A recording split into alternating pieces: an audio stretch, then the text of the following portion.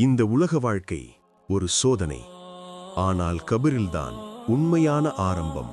அல்லாஹ் கூறுகிறான், ஒவ்வொரு உயிரும் மரணத்தை சுவைக்கும். குர்ஆன் 3:185. யா அல்லாஹ், என்னை திரும்ப அனுப்பு. குர்ஆன் சொல்கிறது, இறைவா, என்னை மீண்டும் அனுப்பிவிடு, நான் நற்காரியம் செய்வேன்.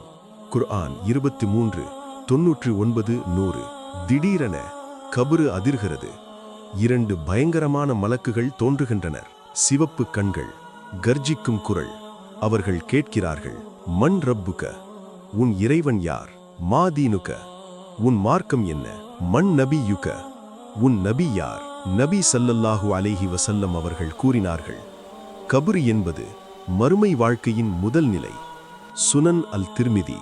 நல்லவர் பதில் கூறுவார், ஆனால் பாவி திணறுவான்.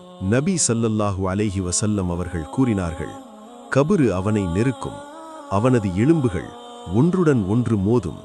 ஸஹீஹ் அல் புகாரி. ஆனால் நம்பிக்கையும் உண்டு.